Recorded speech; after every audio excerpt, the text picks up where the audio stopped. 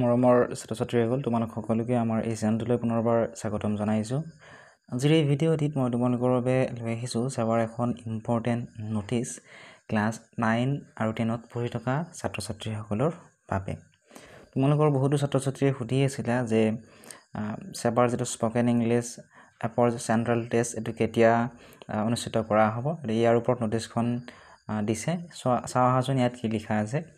ইয়াত লিখা আছিলে, it is for the information of all the concerned head of the institutions affiliated under Board of Secondary Education Assam that in regard to the spoken English, 2 central tests will be conducted by SEBA for both class 9 and 10.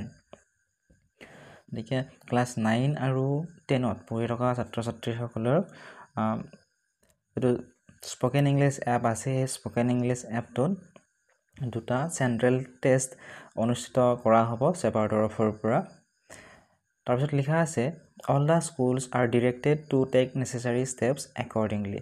তো ইয়াৰ বাবে প্ৰয়োজনীয় পদক্ষেপসমূহ স্কুলৰ প্ৰধান শিক্ষকজনক ল'বলৈ কোৱা হৈছে।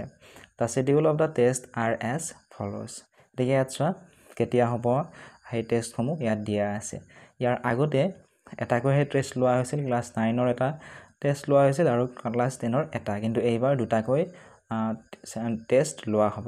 ঠিক আছে, 1 নম্বৰ চোৱা central test for class 10। Class 10ৰ প্ৰথম যিটো টেষ্ট চেণ্ট্ৰেল টেষ্ট 1 সেইটো আগষ্ট মাহৰ 5 তাৰিখৰ পৰা, অৰ্থাৎ এইটো জুলাই মাহ নে আগষ্ট মাহৰ 5 তাৰিখৰ পৰা আগষ্ট মাহৰ 9 তাৰিখৰ ভিতৰত লোৱা হ'ব। আৰু দ্বিতীয়টো চেণ্ট্ৰেল টেষ্ট লোৱা হ'ব ডিচেম্বৰ মাহৰ 3 তাৰিখৰ পৰা ডিচেম্বৰ মাহৰ 7 তাৰিখৰ ভিতৰত। ঠিক তেনেদৰে 2 নম্বৰ দিয়া আছে চেণ্ট্ৰেল টেষ্ট ফৰ ক্লাছ 9।